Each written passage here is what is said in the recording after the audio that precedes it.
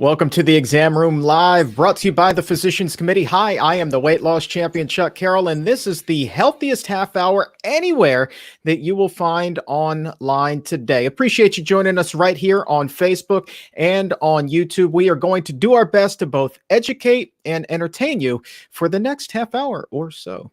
On tap today, another big show. So, do you think you know about the history of vegan diets? Well, there's a pretty good chance that your history book is missing a big chapter or two.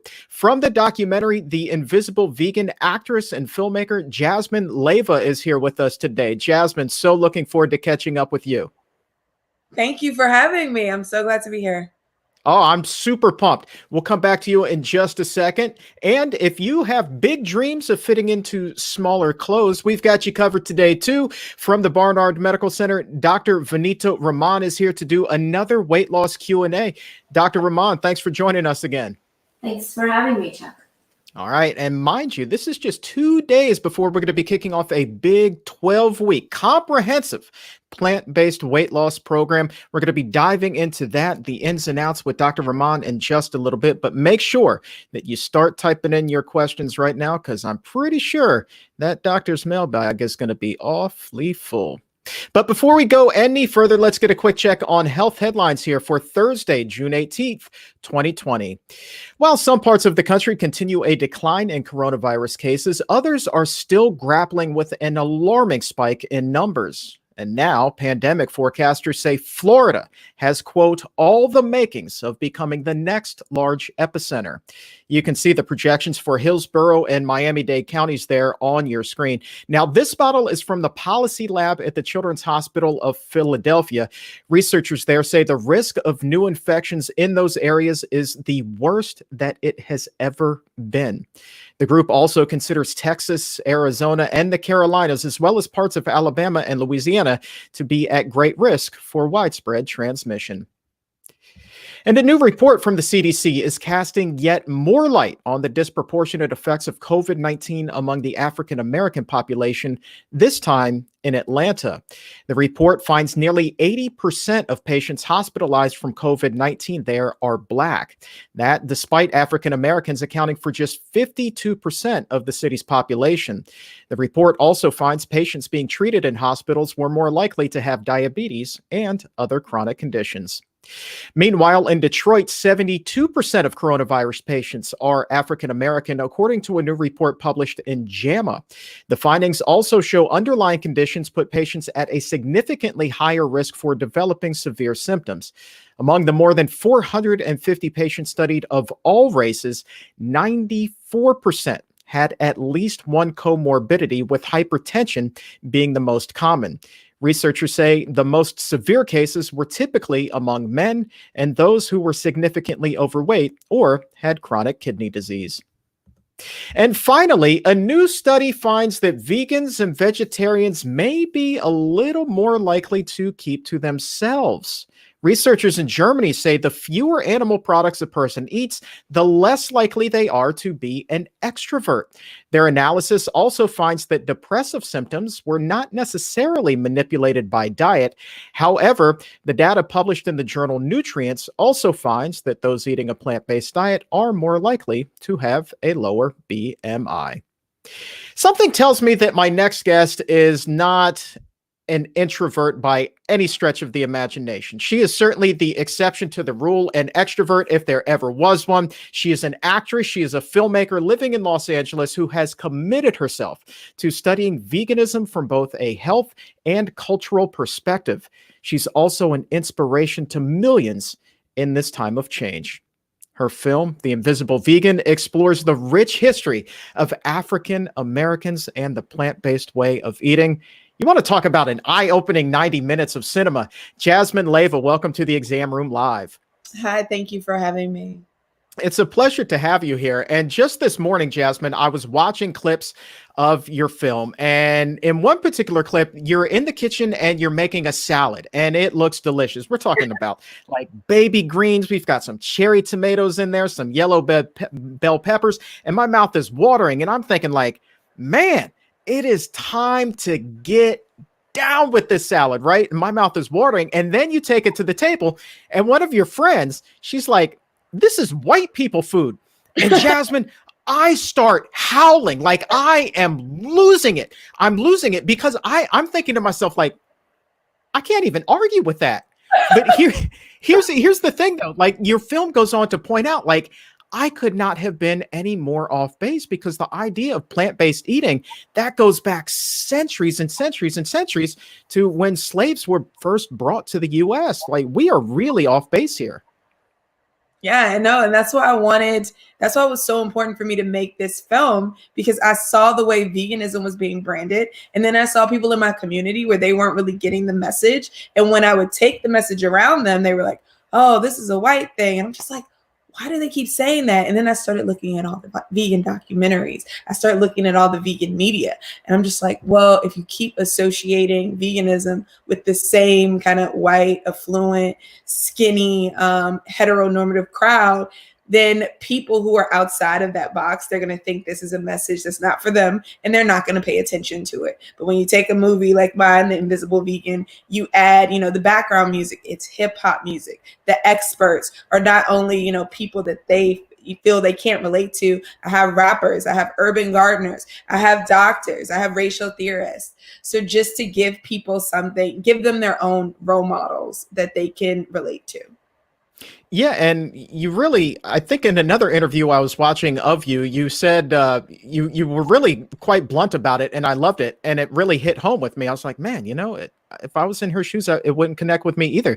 You said the majority of faces that you're seeing in these documentaries are those middle-aged white men, and then I'm thinking, well, if I'm a 30-something-year-old Black woman, like, how in the world is that going to connect with me? And that really lends to the importance of the film that you've created. Right, and then now you do, especially what's going on in the media, you have an issue of trust. I'm not proud of it. I'm sure we're all not proud of the America that we've created on a social level, but you have a lot of Black people who look at white sources and go, I don't know if I can trust that. I don't know if that's a conspiracy against my personal body. So it's important that we have sources that people can trust, especially during this time. Let's talk about the history of veganism, because as we were saying, like, it is really misperceived as being this affluent white type of diet. But my wife, Julie Wright, she worked forever here in town on Fox 5 and then later on ABC 7.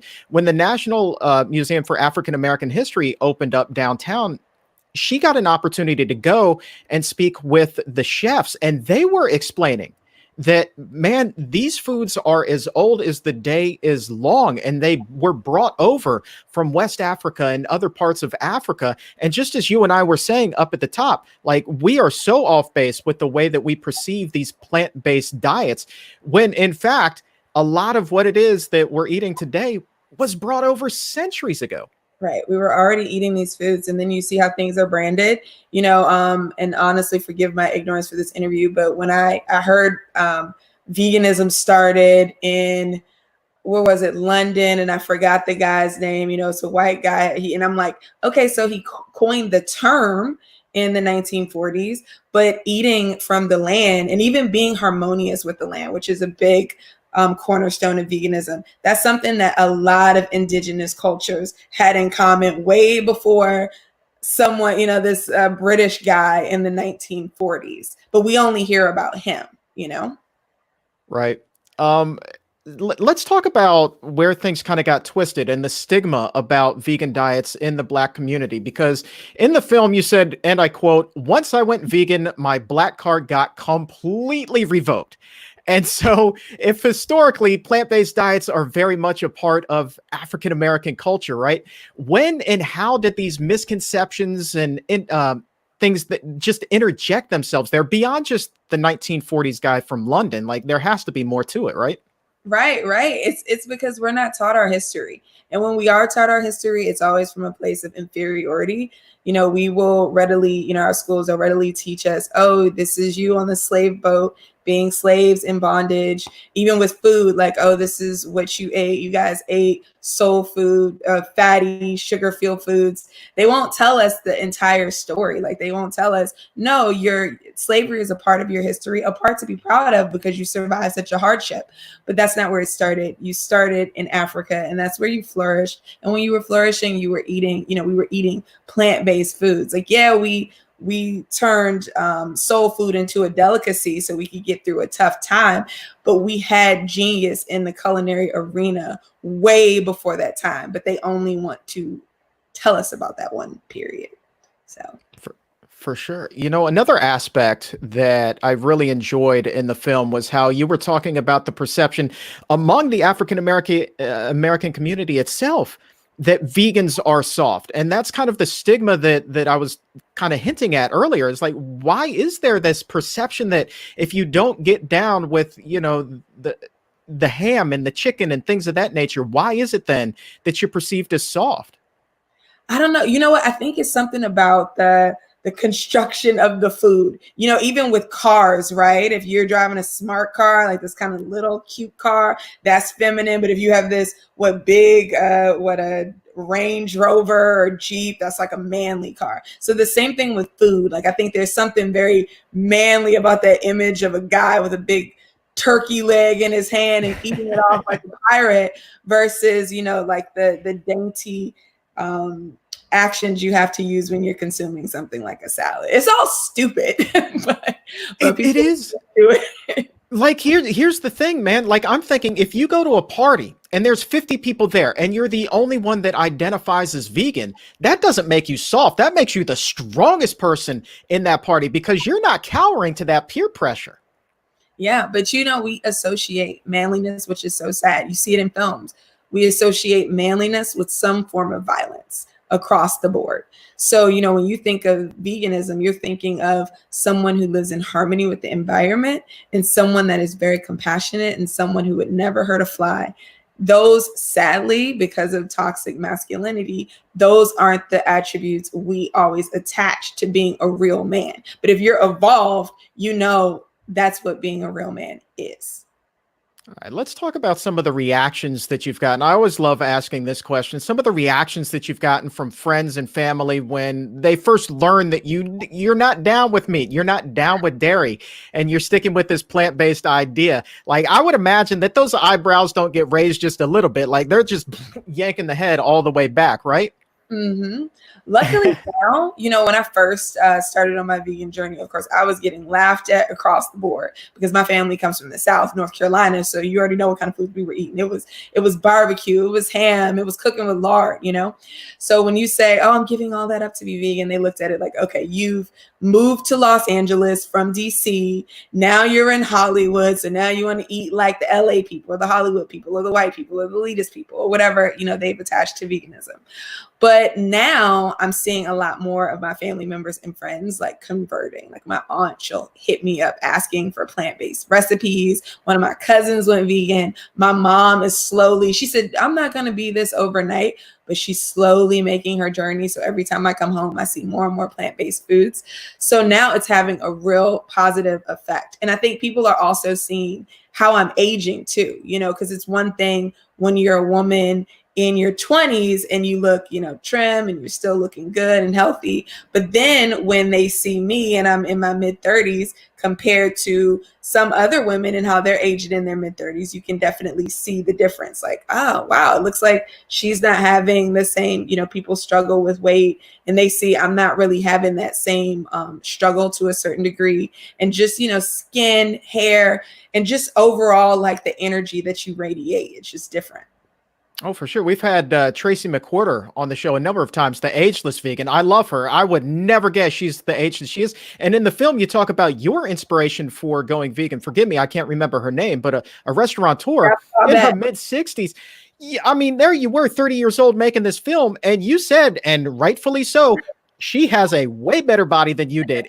She is diesel. Like, are you kidding me? Yes. And I saw her, and the day I saw her, she was wearing these cute little booty shorts. And that's my alley, because I'm like, when I am in my 60s, that is who I want to be, walking around with my tank top and my muscles and my booty shorts. So Goals. She's got goals. I love it so much. Okay, let's get real again for a second. There's a powerful quote in the film from Dr. Avery's Harper that I really liked. And she said, quote, "It is popular in the mainstream vegan movement to promote veganism as a cure-all, to make people feel like it's the individual's responsibility to take control of their health. And it really ignores a lot of the systemic factors that actually make it difficult for a lot of people to come to the health or the harmony that they need." And there is so much more that goes into health than just what a person's diet is. Like here in DC, I'm thinking about specifically food deserts, not just a problem here in DC, but across the country, across the world. For those who aren't really familiar with that concept, what is a food desert and how is it negatively impacting not just a single person's health, but really the overall health of the community? So a food desert is a place where you're surrounded mainly by unhealthy food options. And even, you might not live, there might not be a grocery store, I think, in a 2-mile radius to your home. So if you're someone who doesn't have a car, it's going to make it harder for you to go shopping at these grocery stores. And even at some of the grocery stores in these underserved communities, the produce will be at such a high price point, especially the organic produce, that it serves as a barrier to keep people from eating healthy. And so one thing I love about Lauren Ornelas, she's the founder of Food Empowerment Project, and she's in the documentary. One thing that her organization addresses is the wage disparity. So they are fighting for equal wages. So it's like they've recognized that in order for this lifestyle to be more palatable to people, they have to make enough money to be able to afford to do it in a comfortable way. And until that happens, you're always going to get the mom that says, you know what, I have 3 children and I need them all to be satiated. And the McDonald's is right here and they're selling burgers for $1. So I can feed all my children and myself and my husband for $5 and walk away with a full belly base. So we need to make it so that the people that have these same kind of economic hardships can use the same amount of money and get an equally nutrient dense meal. Do you think that because that lack of high quality food is available, that's why we're seeing these increased cases of diabetes, heart disease, various forms of cancer among the African American community? You break it down by wards here in DC, and you see the more affluent the ward is, the fewer cases of cancer they have. Quite the converse when you go to like Ward 8, where the rates of cancer are just through the roof. Absolutely. And people, I think they're under this impression that, people in these communities don't want to eat healthy. It's just like, no, give people enough money to be able to afford the food and start putting the food in those places. Like when I was young, I didn't go to Whole Foods. It wasn't because I didn't want to go to Whole Foods. It was because at the time, Whole Foods was outside of my price range. For sure.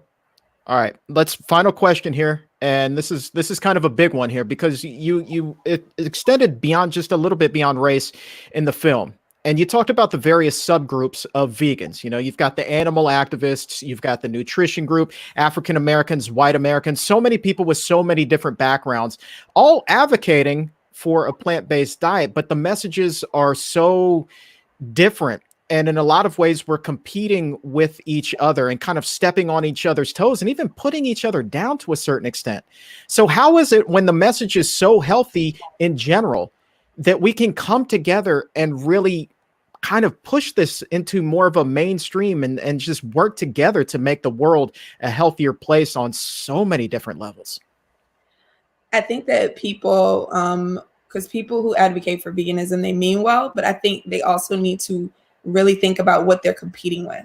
So if you are trying to get someone to disregard like their food culture, you have to think you're going up against their mom, you're going up against every teacher they ever had. You might be going up against their pastor. You're going up against the positive association they have with these foods on holidays. You're attacking someone's way of life. So when I, knowing the weight of what I'm asking someone, I always go into it, one, with compassion, because that's the cornerstone of the whole vegan movement. I go into it with understanding because I wasn't born a vegan. I was eating meat and dairy for 25 years. So for me to yell at someone else who hasn't found the light would be very hypocritical on my part. And then I listen to people, which I don't see a lot of people doing. When you find out that someone eats a certain diet, find out why, ask them questions before getting ready to attack. And don't judge someone if, say, you want to, a person wants to join the vegan movement for their health instead of the animals. If you're the animal rights activist, either way, less animals are dying because of the choice that this person made. So maybe celebrate that and try to build on that instead of knocking a person down just because they didn't enter veganism the exact same way that you entered it. Because I entered it through health, and now it's an ethical choice. But that was evolution. And I'm glad that I had people around me who were patient and let me kind of make that change in a healthy, positive, loving way. I'm going to cut that clip and I'm going to play that at the top of every show from now on. That was amazing. Thank you so much for sharing that wisdom with us. That was extraordinary. The Invisible Vegan is the name of the film. Check it out, theinvisiblevegan.com. You can also find Jasmine on Twitter at Invisible Vegan and over on the gram at The Invisible Vegan. Jasmine Leyva, thank you so very much. You are a rock star and I can't wait to see what the future holds for you. Thank you. Thank you for having me. Bye, guys. All right. Take care. Okay, time now to open up the doctor's mailbag. Man, how are you going to top that segment? Goodness gracious, sakes alive. Time to open up the doctor's mailbag, and we're going to do the weight loss edition here. All right, so here's the inspiration. Here it comes. For that, we're going to welcome Dr. Vanita Rahman back to the exam room. So go ahead and post your comments now. So you see right now what you're looking at. That is the Ignafo family, and I had them on the Exam Room podcast recently. Matter of fact, the show that was released today, the Ignafo family decides at the same time they are all going to go vegan. And what happens? They lose 250 pounds as a family. How cool is that? And to take it a step further, Dr. Rahman, I will tell you that in speaking with Stephanie Ignafo, who's the mother there, like just unrecognizable in the second photo. She was at a point in her early 40s where her body was so broken down that she thought that she was going to need a walker just to get around her own house. And then she goes from being on that side of the health spectrum to now she is just a bike machine. She is out there pedaling for miles every single day. And she says she feels great. So it's the weight loss plays a part in this. Yes. But then the inflammation and all of that is reduced as well. And just the health just goes through the roof, right? Yeah, absolutely. First of all, that's just amazing. I love that picture. And I think it really highlights how eating well is a family affair. And we're so heavily influenced by those around us that if we're doing this, if we're going on this journey together, it's that much easier and we're that much more likely to be successful. So great for them. And to get back to your question, yeah, when people go on a plant-based diet, not only will they lose weight, but they reduce their inflammation in their body, which improves their athletic performance. It improves their health, and they just feel like $1,000,000. They can go out there and do things they couldn't even do in their teens or 20s because they feel that much better now. Oh, for sure. And if you have a question right now about losing weight, maybe you're stuck on a plateau, maybe you're worried about a food or two. Should you be eating this? Maybe that. I don't know. Post that in the comment section right now. We're going to start opening up that mailbag in just a little bit. I'm curious, though, in your experience as a doctor, have you ever worked with an entire family like the Ignafos who decided to make this change together and had such extraordinary results? I've worked with couples who've done it, but not a whole family like that. That's just so inspirational. I think that's amazing. All right, here we go. Question number one comes to us from Rob. They want to know, oh, this is a big one. We get it all the time. I'm curious about transition foods like the Gardein product. You do refer to them as transition foods. How long can I incorporate them in my diet before taking them out as I switch to being a vegan? Yeah, great question. So, the food industry realized that people were interested in more plant-based options, and they offered all these plant-based products, the problem is they're not always the healthiest. They can be very high in fat, they can be very high in sodium, very calorically dense, and yet low in fiber, sort of the exact opposite of what we want. So these transition foods like the Gardein or, the vegan burgers, like the Impossible Burger or Beyond Burger, some of these products, they're healthier than their animal-based counterparts in that they don't contain carcinogens, they don't contain cholesterol, but it is that problem with caloric density and fat and sodium. So I say use them as little as possible. So the sooner you can wean yourself off of them and move to healthier versions, the faster you'll notice results. So instead of one of these burgers, maybe try making your own with black beans and sweet potatoes. Super easy to make, and you save money too, and they're so much healthier for you. Here's a question about a food that is in a lot of recipes, and this one comes to us from Steven at 1225. He writes, what are your thoughts on peanut butter? Yeah.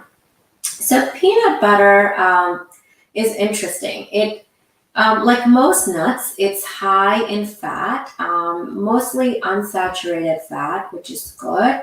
And it does have some protein, but it doesn't have as much fiber as, say, vegetables or fruits.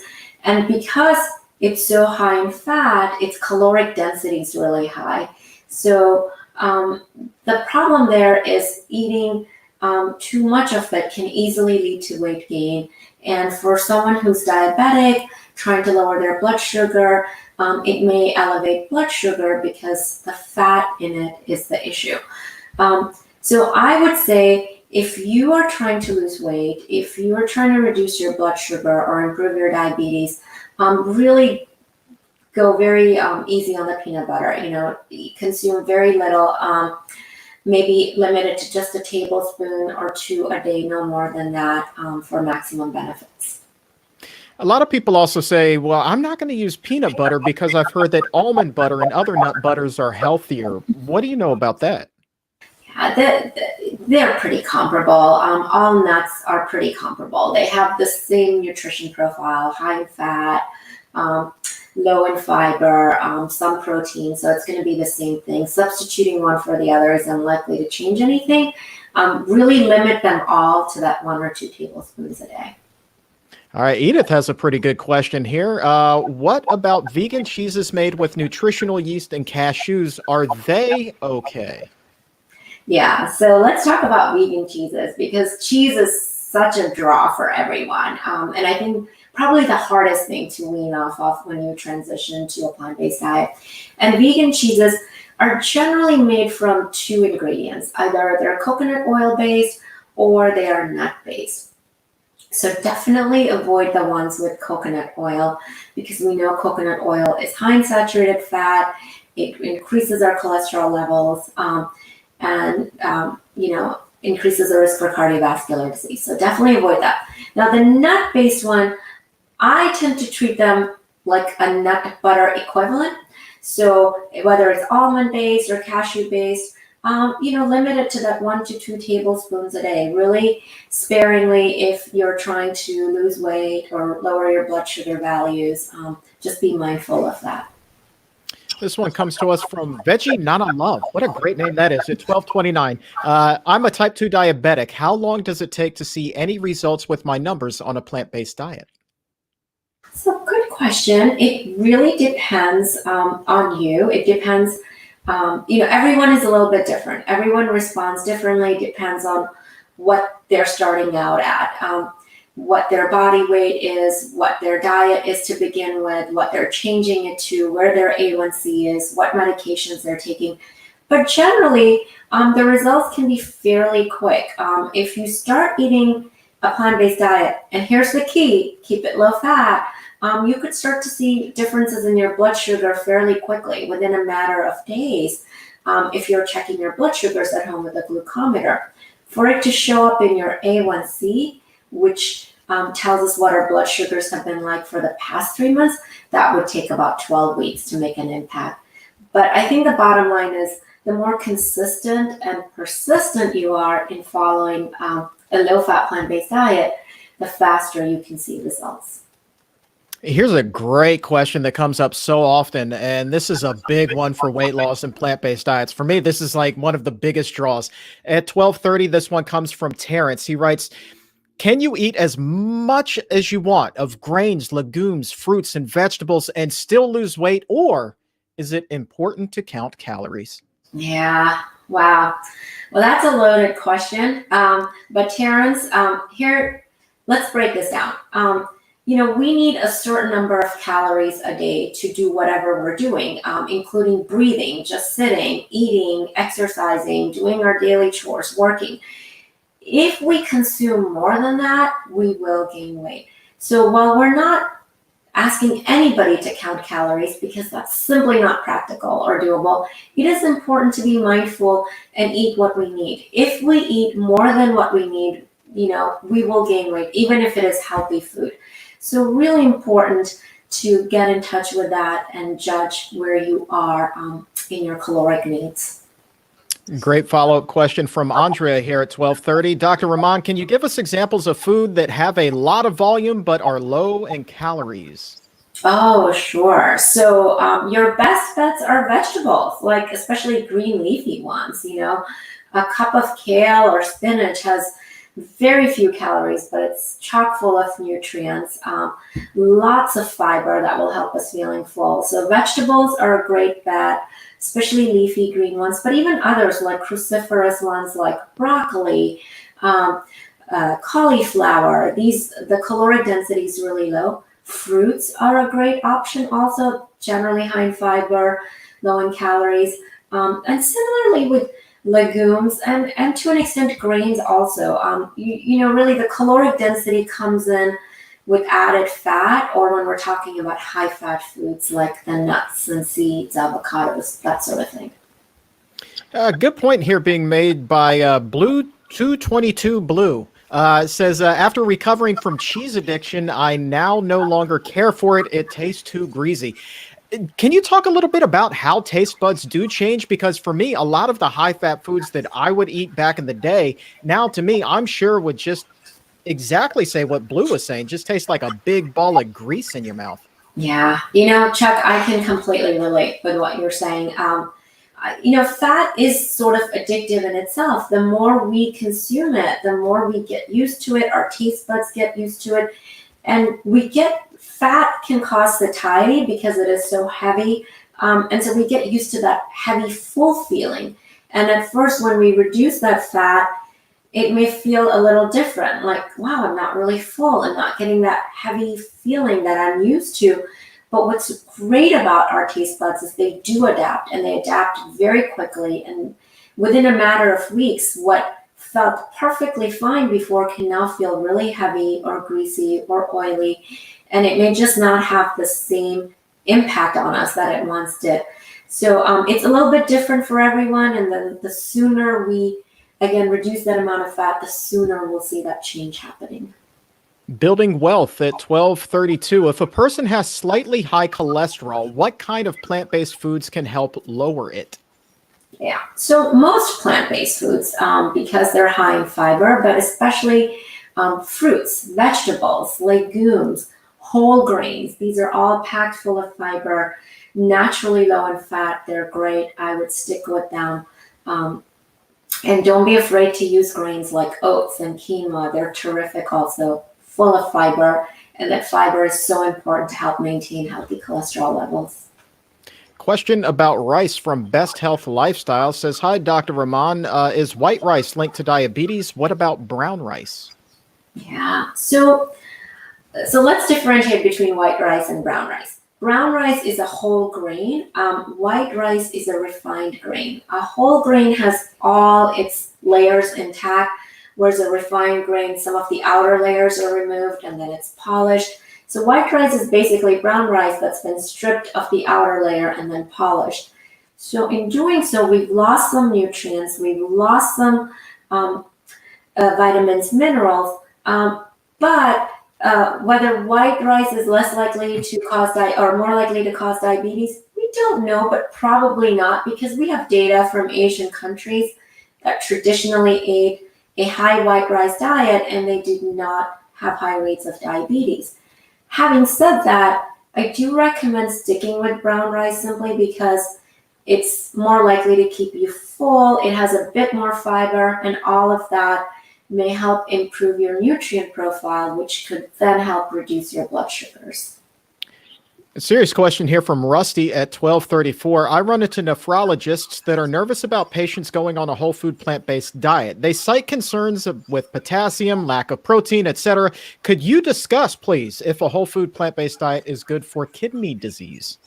Yeah, so, great question. Kidney disease is so prevalent now because of high rates of diabetes and hypertension. And what we're seeing actually is that plant-based diets can be protective for the kidneys. And to the nephrologist concern, yes, on a plant-based diet, we get more potassium. And the issue is kidneys help excrete potassium from the body. And if potassium builds up, which it can in chronic kidney disease, that could be very serious. It can cause arrhythmias in the heart. However, that's unlikely to happen based on dietary potassium. It's more likely when we're taking supplements or other medications that impact it. So I would say, the plant-based diet is more likely to prevent chronic kidney disease rather than the other way around. So definitely, this is an area of active research. We're learning more about this, and there's a lot more to come. All right, time for just a couple more. Question from Laura at 1235. What do you think about sorghum syrup as a sweetener? Oh, goodness. That is one I am not familiar with. I'm going to have to look into it, but I'm guessing they're concentrating the sugar that's naturally found in sorghum and then using that as a sweetener. But let me get back to you on that. All right, and final question comes to us at 1234. What are the economical ways to get omega-3 EFA in my diet? What should the ratio of omega-3 to omega-6 be? That one actually comes up quite a bit. Yeah, it does, because there's a huge supplement industry that's marketing omega-3 supplements. So omega-3 and omega-6 are both types of unsaturated fats. And there are certain omega-3s and omega-6 that are essential for us to consume in our diet.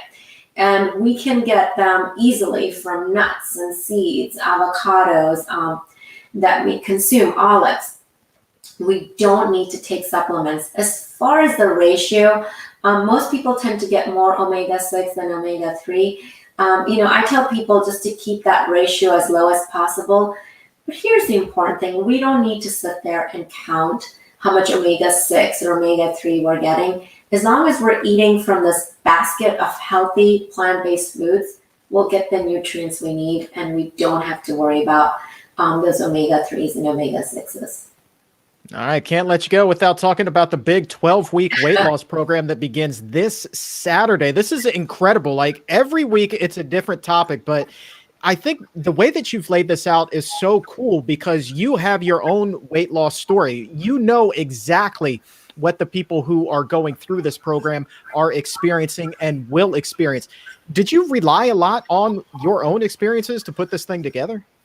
Yeah, I really did, Chuck. I remember when I was struggling to lose weight and how frustrating it would be whenever I would gain the weight or whenever I would plateau.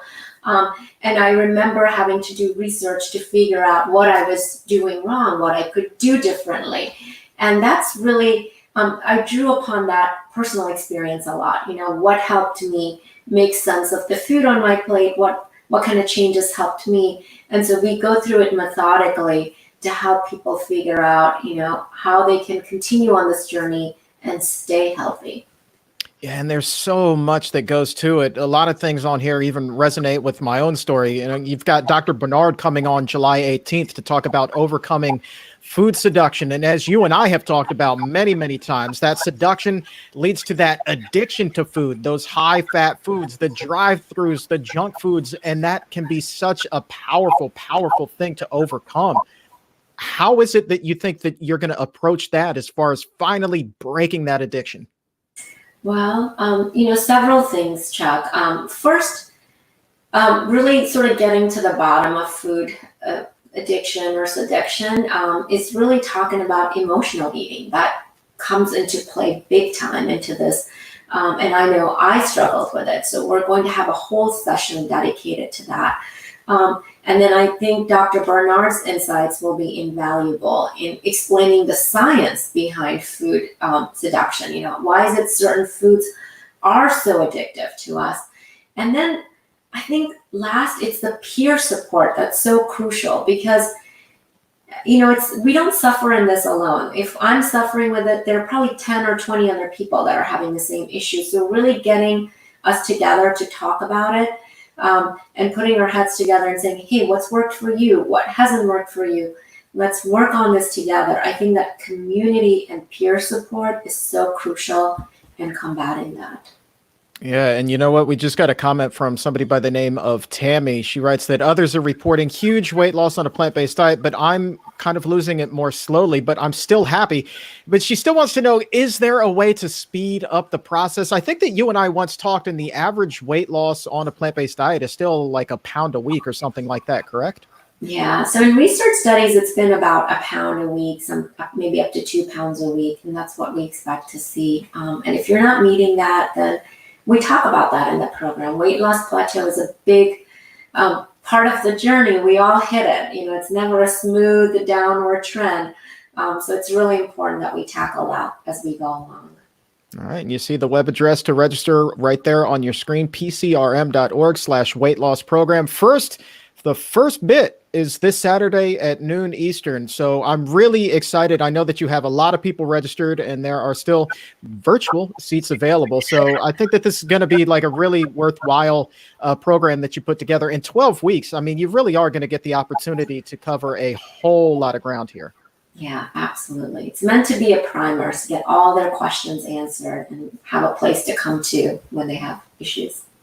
All right. But before then, if you still have a question, keep posting it in the comments section, or find us on Twitter or Instagram. Send us the question there at Chuck Carroll, WLC, or at PCRM. The Physicians Committee is at Physicians Committee on the gram. Just make sure that you use the hashtag Exam Room Podcast when you send that in. And also, by the by, if you're not more of a group type of person and you're more of that introvert that we were talking about earlier in the show, no problem, because the doctors and dietitians at the Barnard Medical Center would be more than happy to meet with you on a one-on-one basis via telemedicine. All you need to do is head over to barnardmedical.org or pick up the phone, call 202-527-7500 to make an appointment, 202-527-7500. We can walk you through everything you need, step by step by step. Walk down your entire food journal, what you can improve upon, what you should add, what you should take out, all of that good stuff, and get you on a path toward a healthier life. 202-527-7500 or barnardmedical.org. New patients being accepted if you live in California, New York, right here in Washington, D.C., Maryland, Virginia, Missouri, Arizona, Colorado, Massachusetts, and Kentucky. I know that that's a lot, so don't worry. We've listed all of those spots on barnardmedical.org. Go ahead and make your appointment today. And before we get out of here, one more time, you saw their pictures at the top of the show. The Ignafo family went vegan together, lost 250 pounds. Just incredible. Stephanie thought she was going to have to be on a walker in her early 40s just to get around her house. Could only go up the stairs, she said, 1 time per day. But now they went plant-based, and Stephanie isn't even watching the show because she is out riding her bike, and the family is much healthier and much happier today than they have ever been. It's really an incredible story. So I encourage you, please, if you need a little pick-me-up, a little inspiration, head over to Apple Podcast or Spotify or Stitcher, wherever shows are available, and subscribe to The Exam Room. And please also, when you're there, leave a 5-star rating. We would definitely appreciate it. For this particular show, we are out of time. My thanks again to Jasmine Leyva from The Invisible Vegan for stopping by and shedding some light and wisdom with us. And also be sure to check her out on theinvisiblevegan.com. And also my thanks to Dr. Vanita Rahman for joining us as well. And to everyone here who works on The Exam Room, we could not have done this without you. We're talking about producers Laura Anderson and Donna Steele, our director, Emily Colon, who's rocking the wheels of steel in the background there. Cannot have done this without you guys. Thanks for making the show possible. for everyone here at the Physicians Committee. I am the weight loss champion, Chuck Carroll. We'll talk to you again tomorrow. But until then, remember, take a stand, stay safe, and keep it plant-based.